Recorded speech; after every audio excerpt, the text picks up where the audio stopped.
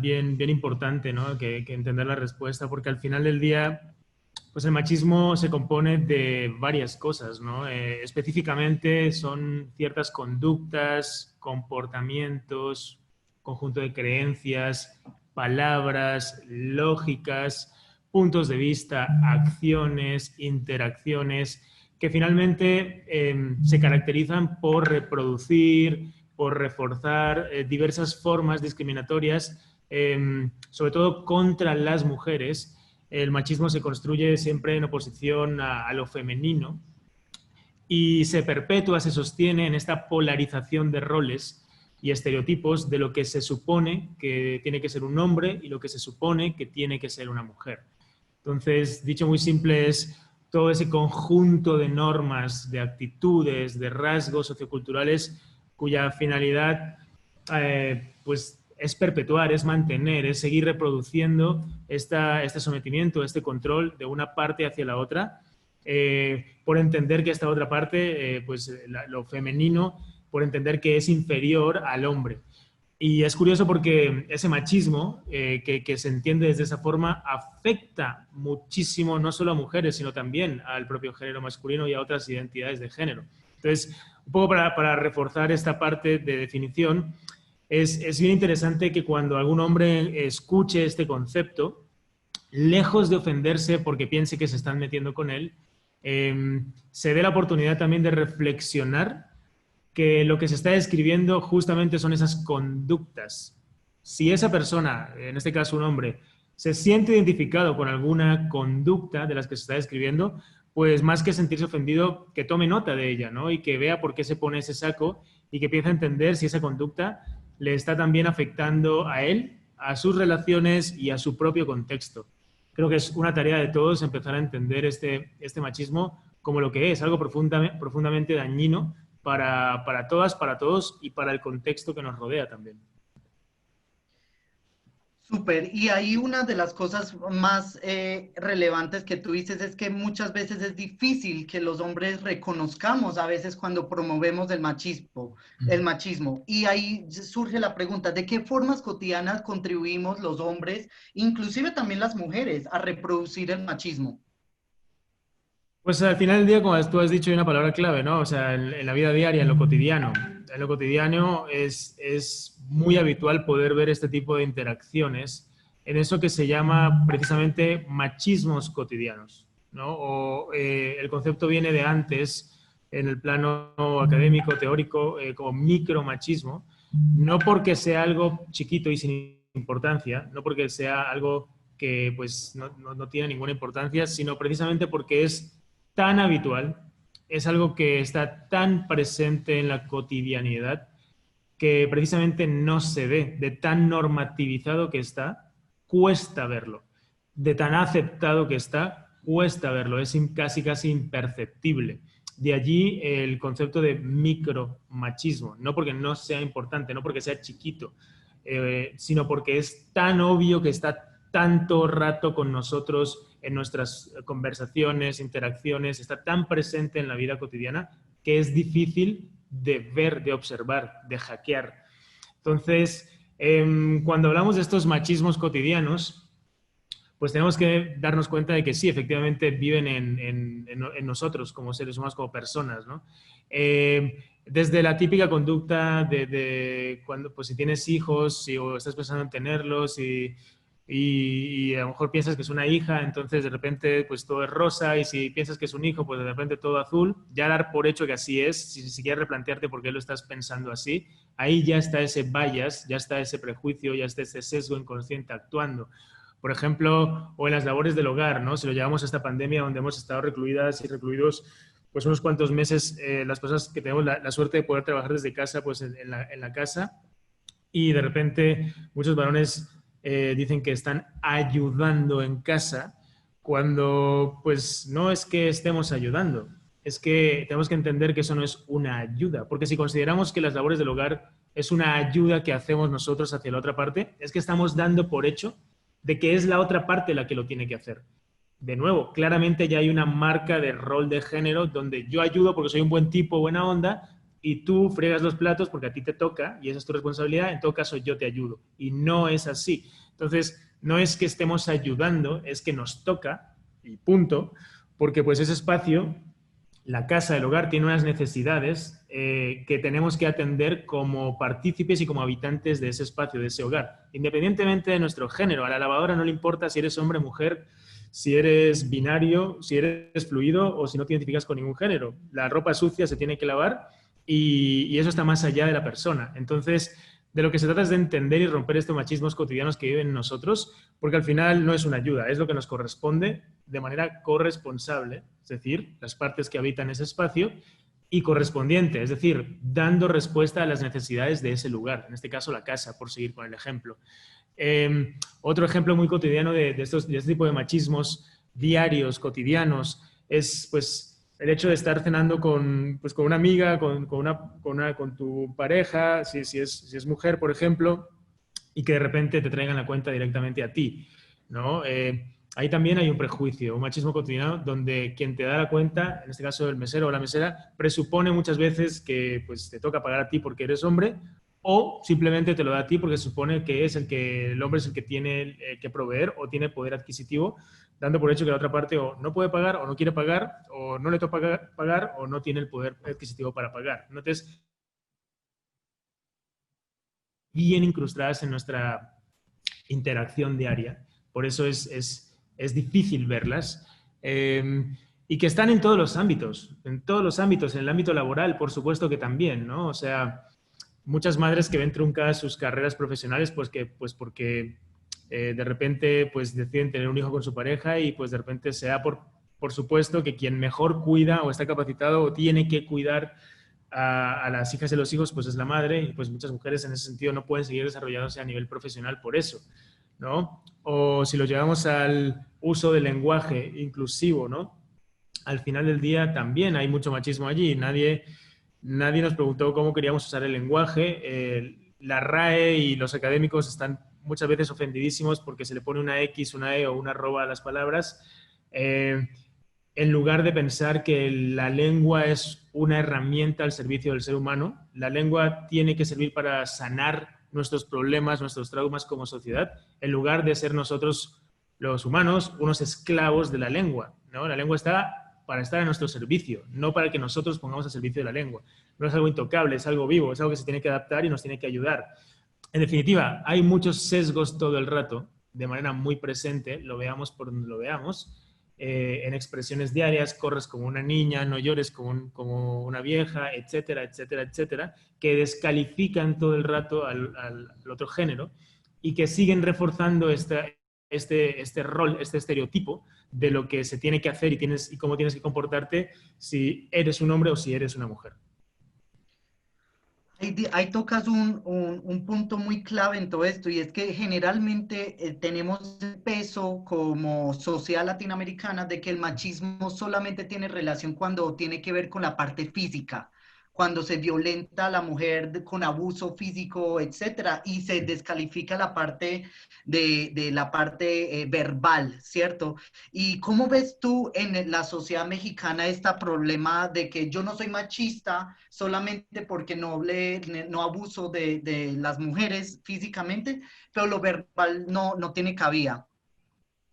Sí, no, a toda violencia física la antecede una verbal, de entrada, ¿no? Entonces, si partimos de esa premisa tan tristemente cierta, pues no hace falta que violentes físicamente a alguien, ¿no? En el momento en que ya estás accionando conversaciones violentas o agresivas o estereotipadas que siguen construyendo desigualdad de género, en el momento en que sigues riéndote por chistes misóginos o ese es tu tema de conversación, en el momento en que sigues compartiendo contenido sin ningún tipo de consentimiento de la otra parte, contenido íntimo vía internet, WhatsApp, etcétera. En el momento que sigues haciendo un montón de cosas que probablemente, pues en algún punto, uno empieza a entender que eso no solo no está bien, sino que eso es violencia. Hay muchos tipos de violencias en plural, no solo un tipo de violencia, está la física, pero está la emocional, pero está la coercitiva, pero está la económica, pero está la emocional, la psicológica, ya lo hemos dicho. O sea, hay muchos tipos de violentar a las personas, muchos tipos muchas formas de violentar a las personas. Entonces, no solo es necesario entender que existe una amplia gama de violencias en plural, sino entender que justo eso, ¿no? En algún punto todos hemos incurrido en alguna de ellas, ¿no? Por desconocimiento, porque no lo sabíamos, o porque estamos en proceso constante como sujetos históricos que somos en este proceso de desaprendizaje, de deconstrucción, de toma de conciencia, como queramos llamarle, lo que al final del día pasa por entender que no necesariamente porque no te consideres un acosador, porque no hayas agredido físicamente a alguien, etcétera, no necesariamente no eres una persona que puede tener algún tipo de conductas machistas. Insisto, porque eso es transversal a la sociedad y atraviesa el género y va más allá del género, afectando incluso al medio ambiente. Ese es un tema bien interesante también. Desde la perspectiva del instituto, el machismo afecta al género, lo atraviesa y va más allá del género. O sea, afecta también al medio ambiente.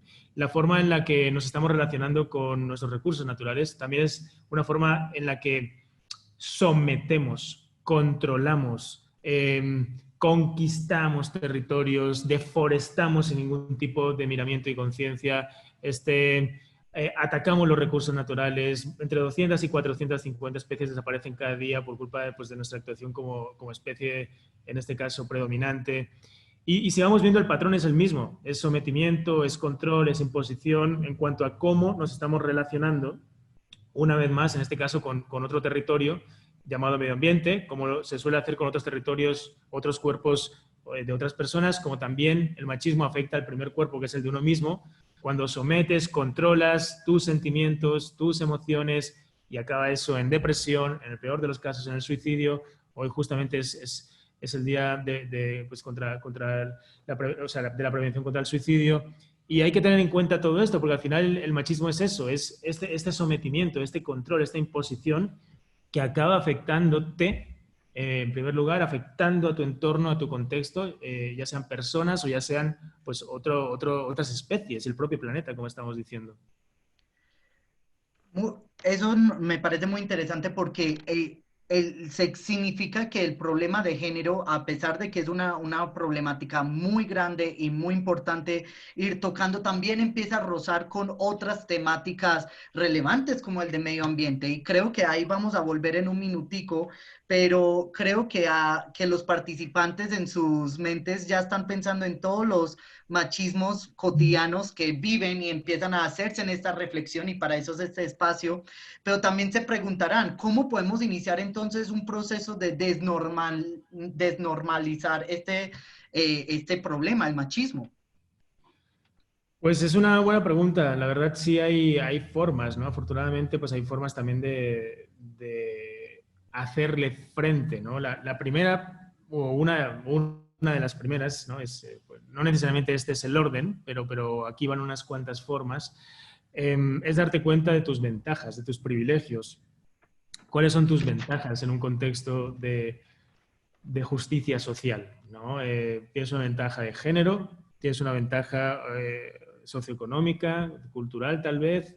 ¿Qué tipo de ventaja tienes y qué estás haciendo con esa ventaja para ayudar a combatir las desigualdades sociales? Ese es uno de los puntos clave. ¿Cuál es mi privilegio? ¿Cómo puedo usarlo para un más alto beneficio no solo del individuo, no solo mío, sino de mi contexto? Esa es una parte clave, ¿no? Darte cuenta de tu privilegio y no solo darte cuenta, porque si te das cuenta y no haces nada con eso, pues estamos igual, ¿no? Es darte cuenta y cómo lo estás usando a favor de una mayor igualdad en un contexto de justicia social. Otro elemento ahí que puede estar bien interesante para construir igualdad tiene que ver también con romper el silencio cómplice. Si tú estás viendo en una conversación, en una reunión, conductas machistas, o estás escuchando conversaciones machistas, o estás participando de algún momento donde claramente se está descalificando a alguien por su género o su orientación sexual, tienes varias opciones. Una es quedarte callado y no decir nada, otra es seguir riendo esa estupidez que sigue promoviendo estereotipos, y ninguna de esas las recomiendo. Más bien justo cómo puedes romper ese silencio, porque si no lo rompes sigues a algún punto construyendo estereotipos. En cambio, si lo rompes, y no necesariamente lo rompes de una forma violenta, puedes hacer reflexionar, puedes lanzar una pregunta, puedes decir, oye, pues a mí esto no me hace gracia, no le veo el chiste a esto.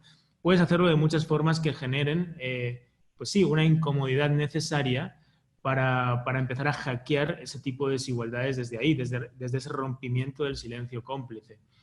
Puedes también, si eres hombre o si te identificas como hombre, puedes participar de espacios de conversación masculina donde puedan ver de qué forma desde nuestro lado, desde las masculinidades, podemos aportar a esto que llamamos diversidad, igualdad e inclusión, ¿no? ¿Cómo puedes ayudar a ampliar la agenda temática masculina, más allá de fútbol, mujeres, política y hobbies? ¿Qué temas incómodos podemos incluir en esa agenda que nos permitan reflexionar y que nos permitan accionar nuevas conductas, nuevos comportamientos que ayuden a hackear este estereotipo machista, ¿no? Es decir, hay varias formas, ¿no? Como que muy prácticas. Si estás en tu casa, tienes pareja o tienes roommates o vives con tus padres, ¿cómo puede ser un detonador de una mejor repartición de las tareas del hogar? De nuevo, no porque estés ayudando a eso, sino porque sabes o empiezas a entender que te corresponde, que nos toca. Cómo dinamizar todo el tema de las labores del hogar para que a lo mejor pues tu padre, que tiene otra perspectiva distinta y pues de otro siglo, pueda actualizarse y entender qué es lo que nos corresponde hacer hoy en el siglo XXI. O sea, hay muchas formas que parecen sutiles, pero que dibujan muy bien de forma concreta cómo podemos empezar a hackear este estereotipo machista. Ahora, admiro mucho el trabajo que estás realizando, Nico, porque digamos que el machismo también no es un problema de hoy, es un problema histórico que ha tenido una carga y que digamos que existe una maquinaria cultural que refuerza que siga el machismo. Entonces, ¿qué otros desafíos has encontrado principales para lograr, digamos, esta desnormalización? Hay muchísimos, ¿no? O sea, muchísimos. Tú piensas que cuando hablamos de machismo, pues es el lenguaje del patriarcado al final del día. Es cómo se articula la desigualdad desde los máximos estamentos de la sociedad. Y efectivamente hackear eso a este ritmo, pues ya lo dicen estadísticas del World Economic Forum, nos va a costar una media de entre 107 y 257 años, ¿no? A este ritmo. Eso antes de la pandemia. Ahora con la pandemia se estima que se ha retrocedido entre 15 y 20 años en cuanto a avances relacionados con la igualdad, por ejemplo. O sea, imagínense.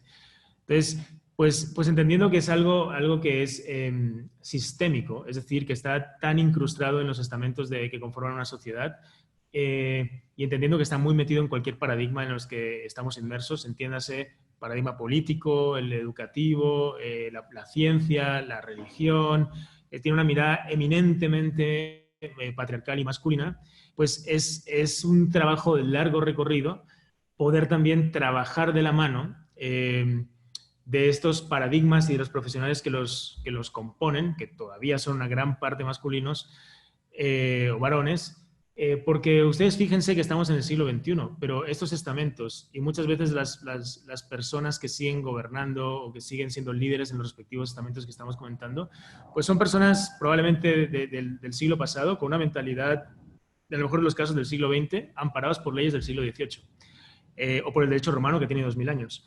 Entonces, estamos afrontando retos del siglo XXI con una capacidad de puntos de vista que tienen como mínimo un siglo atrás en el tiempo, sostenidas en leyes que tienen más de 2 siglos. Entonces, tenemos que empezar a avanzar de otra forma, queda mucho trabajo por hacer y es muy importante poder involucrar líderes, varones también, en apertura de estos puntos de vista para que desde sus respectivas trincheras, en este caso profesionales, de liderazgo, en sus respectivos campos, ayuden a acelerar todo este proceso, ¿no? Porque pues hay muchísimo trabajo por hacer, tanto a nivel gubernamental como a nivel empresarial, ¿no? Se habla mucho de políticas públicas, es decir, de cómo los gobiernos de turno tienen que invertir en espacios seguros y efectivamente así tiene que ser, ¿no? Y eso pasa por generar o impulsar el trabajo de masculinidades. No solo por decirle a la población femenina, no salgas a esa hora, aquí tienes un silbato para silbar si estás en peligro, o no te vistas de esa manera. O sea, ¿en qué mundo vivimos, no?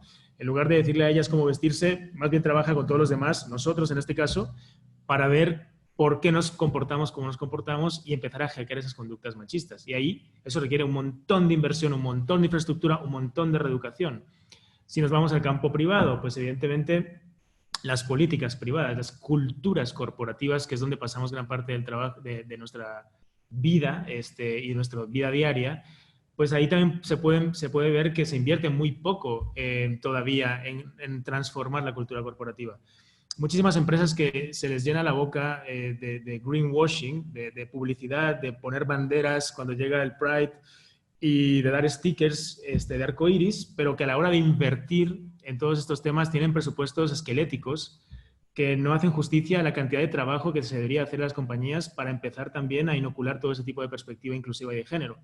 Entonces, nosotros lo vemos a diario. Entonces, es una lucha constante, es una lucha sistémica y es necesario poder impulsar esta inversión, tanto desde el sector privado y del sector público, en esto que nosotros llamamos infraestructura del cuidado, que tiene que ver con justamente un conocimiento por parte de la población, toda la población, ¿no? Una atención en refugios para mujeres violentadas, atención también a sobrevivientes, pero también en involucramiento en masculinidades positivas, ahí también para lo que decíamos, trabajar con las masculinidades de esa sociedad, pero también todo el tema que tiene que ver con infraestructura emocional, con infraestructura hospitalaria, camas. Ya lo estamos viendo con esta crisis que estamos padeciendo, que es una crisis de cuidados.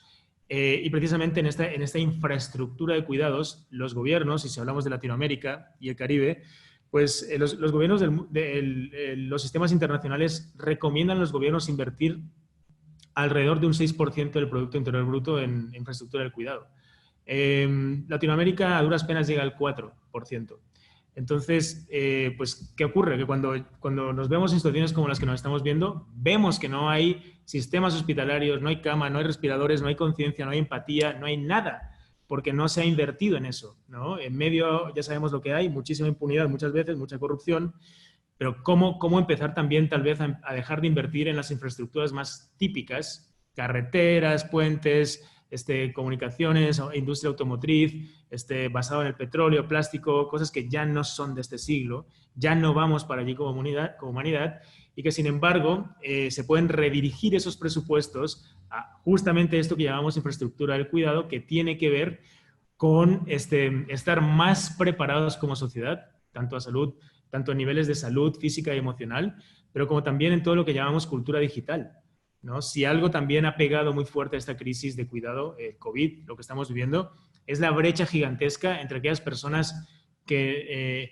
no han podido subirse a la economía digital y tienen que salir físicamente a ganarse el pan de cada día, con todo lo que eso perjudica y les pone en riesgo su salud, y todas aquellas personas que han podido aprovechar el mundo digital y la economía digital para seguir más o menos bandeando esta crisis. Entonces, hay muchas cosas que forman parte de esta infraestructura del cuidado que no están atendidas ni desde el sector privado ni desde el sector público y que urge empezar a atender, ¿no? No sé si con esto contesto tu pregunta o lo llevo más amplio, pero es necesario llevarlo amplio porque pues da por una conversación larguísima.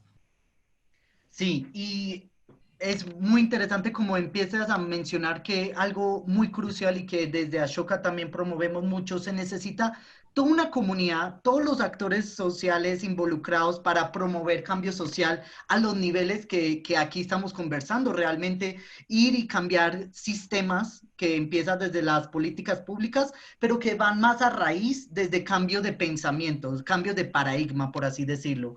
Entonces, como para ir como concretando algunos puntos de vista desde los avances que han hecho estos diferentes actores sociales, ¿has visto algún avance desde el sector privado o el sector público ya en estos últimos años? Pues el avance, pues hay avances, como te comentamos, pero es un avance tan lento que en términos de años, de cuánto vamos a tardar en cerrar esta brecha, lo hemos comentado antes, 2 siglos y medio. O sea, es un avance absolutamente insuficiente. Uh -huh. Claro que hay avances si lo comparamos con el siglo XIX, pues sí. pero al final del día no estamos en el siglo XIX, estamos en el siglo XXI, ¿no? Y no queremos esperar 250 años para que no hayan techos de cristal, para que bajen las violencias de género, o para precisamente que los gobiernos entiendan que el sistema modelo actual de desarrollo que tenemos basado en el Producto Interior Bruto es absolutamente insostenible. Entonces, ¿hay avances? Sí, pero son muy relativos. Y si vemos cómo esta pandemia ha hecho retroceder muchos de estos logros, y te digo que se estima que hemos retrocedido entre 15 y 20 años en cuanto a lo avanzado en términos de justicia social, pues sí, aún es más relativo ese avance, ¿no? Porque pues lo estamos viviendo y lo estamos padeciendo de alguna u otra manera como sociedades en estos momentos, ¿no? Entonces sí hay avances, pero al mismo tiempo no son suficientes y no pasan con buenas intenciones, no pasan por propaganda política, no pasan por cultura corporativa llena de stickers de arcoíris, no pasa por eso, pasa por otras cosas, ¿no? Pasa por una inversión, ¿no? Inversión en términos de desarrollo para que, lo que comentábamos antes, todas las infraestructuras que tienen que ver con el cuidado social y medioambiental se empiecen a accionar. Se empiecen a accionar hoy. No tenemos, si lo vemos en un retro timing del tiempo, tenemos aproximadamente 10 años, según 2.000 científicos que fueron un panel internacional, el IPCC de la ONU. 10 años es un tiempo, una raya límite donde tomamos medidas severas y drásticas para mitigar lo que estamos viviendo hoy en día en términos de polución y crisis medioambiental, o probablemente vamos a estar muy inmersos en una crisis sin precedentes. Ya la estamos viviendo ahora, pero en 10 años, con la subida de las temperaturas, etcétera, tenemos que ser conscientes que todo eso provoca también, a su vez, muchas más desigualdades sociales. Aquí lo interesante de todo esto es que muchas veces vemos las desigualdades sociales como desconectadas de los derechos medioambientales. Y lo importante es también entender que las desigualdades sociales están directamente relacionadas a los derechos medioambientales. Si se suben las temperaturas, si hay migraciones forzadas, pues ¿qué va a ocurrir? Disminuyen los puestos de trabajo, gente que por necesidad va a otros países, por necesidad se tiene que empezar a ganar la vida como pueda, por necesidad probablemente la delincuencia suba, por necesidad un montón de cosas empiecen a ocurrir, que empiecen también, temas de salud, ya lo hemos dicho, que empiecen también a aumentar toda esta cantidad de desigualdades sociales provocadas a su vez por esta nefasta gestión de los recursos medioambientales y esta crisis medioambiental que estamos viviendo. Entonces, en definitiva, una cosa está intrínsecamente relacionada con la otra, hay mucha interseccionalidad ahí en medio, y pues hace falta también verlo así desde perspectivas políticas, desde perspectivas de cultura privada también, en este caso empresarial, ¿no? Es un poco lo que creo que tenemos que empezar a entender hoy en día desde ese punto de vista. Además, un punto que también tocas es que los agentes de cambio no siempre están en la foto. Digamos que hay mucho trabajo que se está haciendo detrás de cámara que quizás no salen las marchas o quizás no salen con, como tú dices, los stickers que uno pone en las fechas importantes de las luchas sociales, sino todo este trabajo que se está haciendo desde políticas públicas, desde empezar a generar conversación en la parte empresarial y, digamos, político. Ahí entra entonces un actor social donde usted también está involucrado. ¿Cuál es el rol entonces que ha jugado las ONGs y los movimientos ciudadanos en todo este cambio sistémico? Pues importantísimo también, ¿no? Al final del día son los organismos, las entidades, las personas, en este caso activistas o voluntarios o líderes sociales o medioambientales, los que pues están atendiendo la cotidianidad, la realidad de estas problemáticas, ¿no? En la calle o en el campo donde se tiene que atender, ¿no? En los lugares donde se tiene que atender. Pero al mismo tiempo también, insisto, no solo depende de esas personas, ¿no? O sea, es una labor que va más allá de eso y va más allá de donar su tiempo y va más allá de sus donaciones también económicas. Tenemos que entender que efectivamente si esto es una acción individual o una acción colectiva organizacional que es indispensable, pero que no es suficiente, que está, como hemos comentado antes, muy interconectada con otros estamentos sistémicos de la sociedad, entiéndase gobierno, entiéndase iniciativa privada, ¿no? Que también pueden y tienen que apoyar ahí a nivel de inversión, volvemos a lo mismo, ¿no? Entonces, creo que el trabajo de las ONGs y las organizaciones es fundamental y al mismo tiempo creo que también tiene que evolucionar. ¿no? Porque se sigue entendiendo la ayuda como algo que depende de muchas veces de donaciones, de lo que te dan los gobiernos, de los que te dan las empresas, de lo que te da la gente.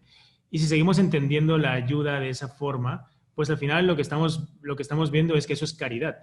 Y a algún punto la caridad es limitada. Cuando se te cierran las ayudas, pues ¿qué pasa? No puedes seguir movilizando el servicio social o medioambiental que estás haciendo y es muchas veces lo que sucede, ¿no? Que hay que empezar a mutar muchas veces asistencialismo y empezar también a construir, porque urge tener una perspectiva autosostenible, autosustentable también de esa gestión de ayuda social. Deberían también estar como muy involucradas en cómo hacerse gestionables a nivel económico para no depender de tantos intereses privados, corporativos o gubernamentales. Entonces, ese es un punto muy importante que creo que es una gran oportunidad también desde las estructuras de las propias organizaciones, ¿no? Claro, y lo que tú dices de buscar que esta caridad realmente eso se termina en algún momento y muchas veces las instituciones y las sociedades toman como que es mejor algo que nada, pero muchas veces no entienden las consecuencias negativas que puede tener estos tipos de actos, porque el dinero se va y se hace lo que se llama los quick fix, como los cambios rápidos que puede ser muy bueno en papel, pero digamos que a largo plazo refuerza el sistema. Entonces, aquí llega una pregunta muy fuerte. ¿Cómo hacemos saber y entender a estas instituciones que lo que están haciendo es entrarse en un círculo vicioso donde no hay cambios, no se está haciendo nada? ¿Cómo podemos ya romperlo, cierto? Sí, pues eso es una pregunta que no sé si tiene una respuesta tan concreta, ¿no? Ujú. Porque hay mucho interés particular, partidista o privado dentro de este juego, macrojuego económico en el que se mueven las sociedades hoy en día, ¿no? Eh, Probablemente esa respuesta nos la dé la próxima pandemia. Ya nos está dando esta pandemia una respuesta, ¿sabes? Yo creo que la gran crisis aún, digamos, está por venir.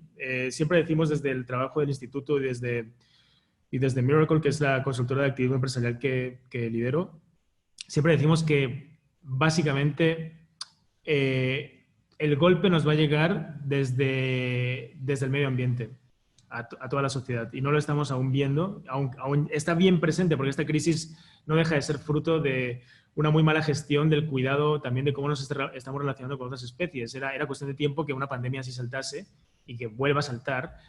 Eh, pero te digo, o sea, si vemos cómo está el aire, si vemos cómo están los mares, si vemos la cantidad de tsunamis que se están aumentando año tras año, la fuerza con los temporales que aumentan, los terremotos, etcétera, claramente hay una respuesta que tenemos que atender en cuanto a cómo nos estamos desarrollando desde el punto de vista económico, porque es insostenible. Ahí van varios datos. Si seguimos entendiendo desarrollo como lo entendemos ahora, eso significa que los 200 países del mundo consumiesen al ritmo lo hace un ciudadano promedio de Qatar, harían falta 5 planetas Tierra. Si consumiesen los 200 países, que ese es el modelo que se vende de consumo, de desarrollo entendido en el Producto Interior Bruto, si consumiésemos todos como lo hace España, harían falta 3 planetas Tierra. Si consumiésemos como lo hace Estados Unidos, 4 planetas Tierra. Solo tenemos un planeta Tierra de momento y que sepamos. Entonces, ese modelo es una utopía, simplemente es imposible. Entonces, tenemos que empezar a entender que no hay un desarrollo sostenible, eso es simplemente una falacia. Y hay que empezar a ver qué otras formas de desarrollo, entiéndase un decrecimiento, entiéndase una economía circular, entiéndase un reaprovechamiento de los recursos, entiéndase empezar a entender mucho más cómo conectar los ecofeminismos con el mundo empresa y el mundo, digamos, político también y gubernamental, empezar a hacer conversar mundos que todavía no conversan para efectivamente afrontar estos retos que tenemos en cuanto a desarrollo desde una perspectiva completamente distinta a la que la estamos intentando todavía forzar hoy en día en la actualidad.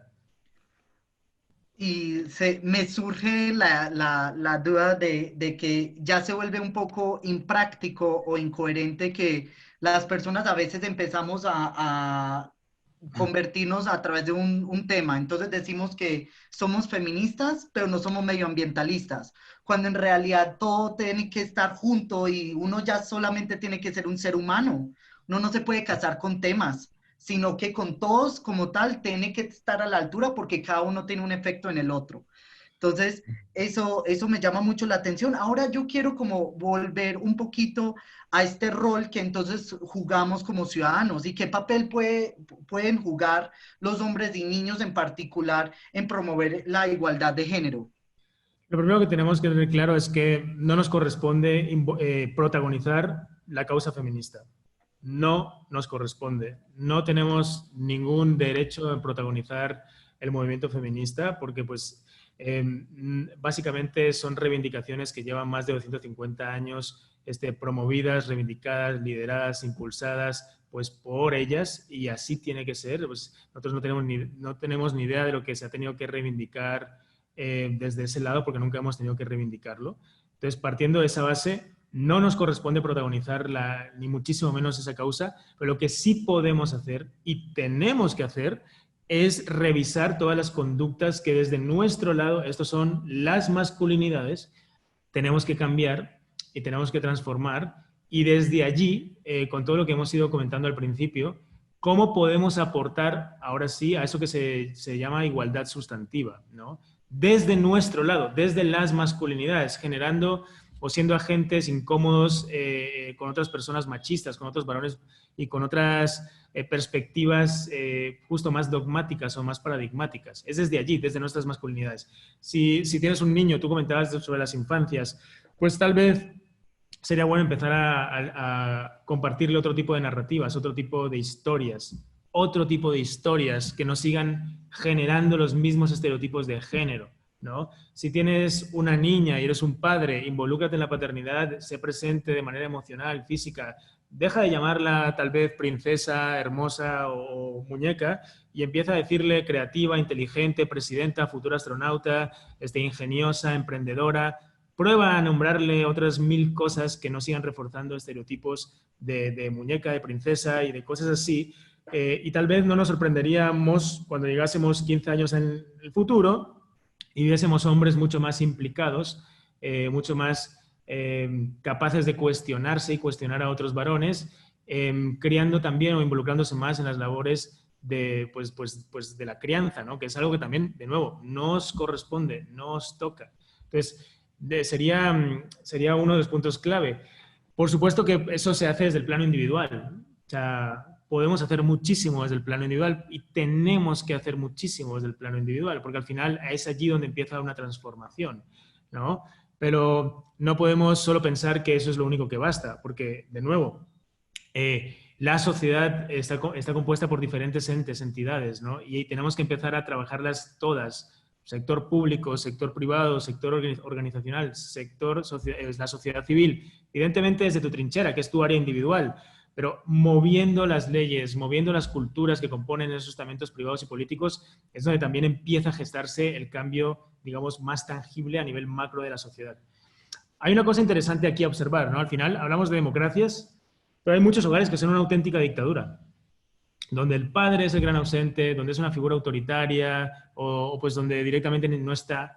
Entonces, hablar de igualdad es curioso porque la igualdad empieza en la casa. La diversidad y la inclusión empieza en la casa. Allí es donde empieza. Entonces, yo creo que aprendiendo y entendiendo eso, como hija, como hijo, como pareja, como primo, como amigo, creo que podemos empezar a accionar esa individualidad para también esa unidad mínima indivisible de un país, que son los hogares, realmente promover desde allí esa igualdad, ¿no? Y ahí lo que dices es también entender que, aunque, y creo que lo más poderoso que he escuchado, yo creo que en estos últimos minutos que has conversado también es que es ese punto de que los hombres no debemos y no tenemos que liderar el movimiento feminista, pero aún así podemos ser agentes de cambio. O sea, eso no es un pase gratuito, ahí sí, entonces yo no me involucro, sino al revés, desde nuestras ventajas, como lo dijiste hace unos minutos, ver cómo trabajamos. Y eso todo tiene que ver con, esto solo puede salir adelante y un cambio de profundidad se va a hacer cuando ejercitamos. No desde yo me pongo en los zapatos tuyos, porque no vamos a hacer eso, porque yo no comprendo la lucha que tú has tenido que tener. pero me quiero hacer al lado tuyo y comprenderte y ver desde mi lado yo qué puedo hacer para aportar al cambio social a profundidad, ¿cierto? Desde mi rol. Entonces, les recuerdo a los participantes que ahora ya vamos a entrar en las preguntas del público. Vamos a tener espacio para una o dos preguntitas, entonces si lo pueden poner en el chat. Pero para ir cerrando como esta parte de intervención mía, ¿cómo puede entonces, cómo podemos motivar a otros a informarse y actuar?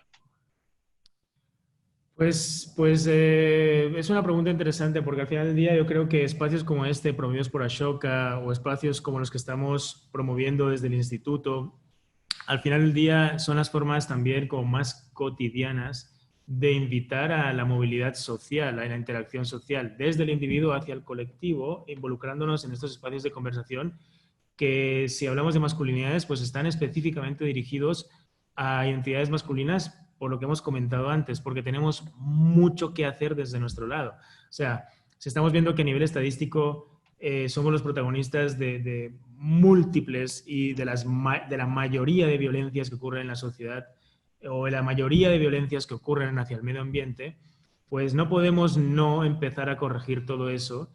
Y eso se hace muchas veces desde esta aceptación y este cuestionamiento propio y mutuo entre varones en estos espacios que están dedicados a esos encuentros y a esas charlas y a esos cuestionamientos, ¿no?, de nuestras propias actitudes. Entonces, una forma muy directa, yo les invito también a conocer toda la labor que estamos haciendo en el Instituto de Machos a Hombres. Pueden seguirnos en Instagram, de Machos a Hombres. La comunidad que estamos creando ahí de conversaciones incómodas en torno al machismo es cada vez más fuerte. Y a partir de ahí, como que también no somos, hay muchos otros compañeros, organizaciones, está Mankind, está Sacred Sons en Estados Unidos, está Gendes acá también en México, está Ilusión Vinil en Chile, pues habemos varios espacios de conversación masculina que cuestionan nuestras conductas y que estamos también ayudando a que entre nosotros hagamos nuestra chamba desde nuestro lado. Perfecto, Nico, increíble. Y Roxana, una de nuestras participantes, nos pregunta cómo inspirar a los hombres para abrirse a procesos de conciencia social, considerando que los espacios de desarrollo humano y trabajo personal asisten más las mujeres que los hombres. ¿Cómo inspirar a los hombres para participar en estos procesos? Pues muchas veces nosotros en el instituto lo que hacemos es aprovechar estas cualidades arquetípicas este, de admiración, ¿no? Cuando tú tienes un amigo al que admiras o cuando tienes a un líder al que admiras, etcétera, aprovechar esas admiraciones por otros amigos, otros compañeros, para construir desde esa admiración role models de verdad positivos. O sea, en vez de seguir al influencer de turno que sigue perpetuando la misoginia con chistes misóginos y estúpidos, ¿por qué no empezamos a buscar otro tipo de influencers también que realmente sean liderazgos que promuevan y que ejemplifiquen y que muestren otras formas también de interactuar con ellas, con ellos y con otras identidades, ¿no? Desde ahí, desde esta propia cotidianidad con la que solemos admirar a ciertos tipos de personajes públicos también, pues cuestionarnos a quienes estamos admirando, ¿no? Otra muy clara es predicar con nuestro propio ejemplo. Básicamente la acción habla por ti, el hacer habla por tu decir, tu acción habla por tu verbo, por tu palabra. Entonces, es importante eso, ¿no? Preguntémonos tal vez si somos varones, justo una pregunta tan tonta como ¿cuántos días barres a la semana? ¿No?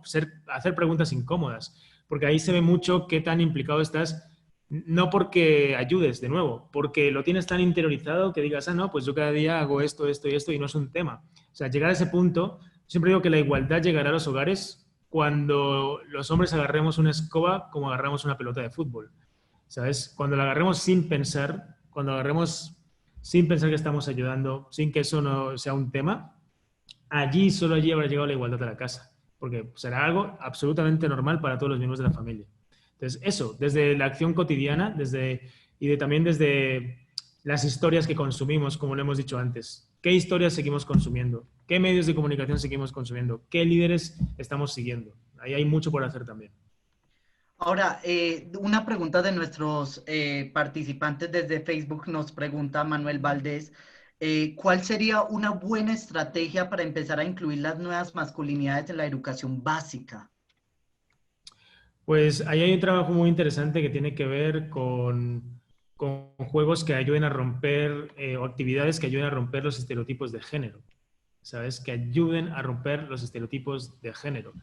Desde ahora que viene Halloween o si hay temas para potenciar la creatividad a través de la expresión, del disfraz, de lo que te pones, igual cambiar las reglas del juego donde no puedas disfrazarte de las típicas cosas a las que siempre te vas a disfrazar si eres un niño, porque así te tienes que disfrazar como niño o como niña.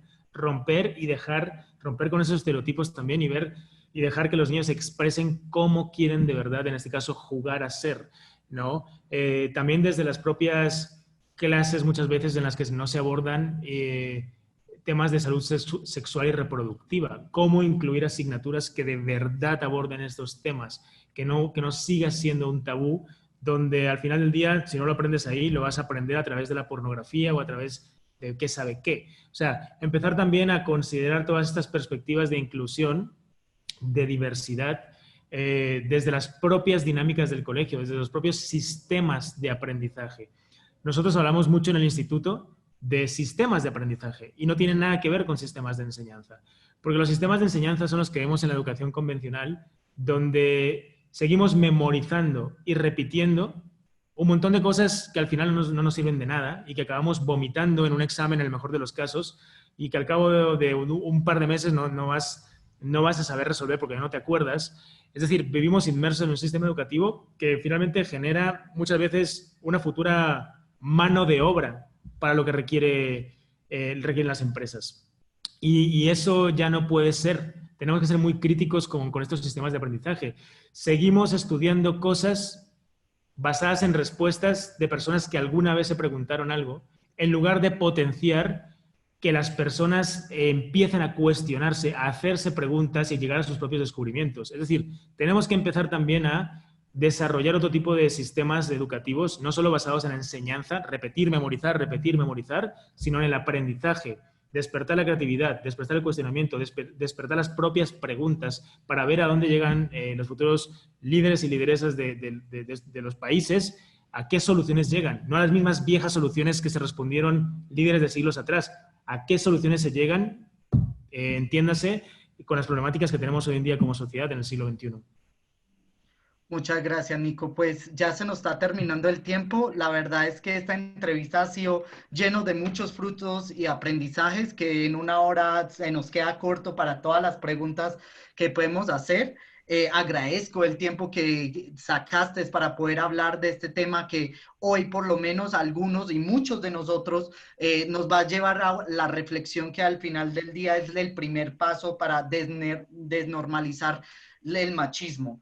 Y pues bueno, de machos a hombres es un gran ejemplo de agentes de cambio, pero ustedes como participantes y oyentes y todos los que nos están viendo hoy también podrían serlo. Si tienen un proyecto o desde su organización están impulsando a que hayan más agentes de cambios enfocados, por ejemplo, en perspectiva de género, pues también visítenos en Ashoka a www.millonesdeagentesdecambio.org y únete al movimiento de instituciones, personas, proyectos, universidades, empresas privadas que están generando a más agentes de cambio fascinados para resolver problemas sociales que son los que más son apremiantes de nuestros tiempos. Y quiero darle la despedida oficial a Nico por toda la sabiduría y experticia que nos trajo hoy. Muchas gracias, Nico. Gracias a ustedes también, a ti Santiago por la entrevista y pues a Natalia también por la invitación y bueno, un saludo a todas y a todos los que se han conectado y a seguir generando cambio socioambiental que mucha falta hace esta transformación. Perfecto. Y la cumbre de agentes de cambio por la perspectiva de género no termina ahora, termina mañana.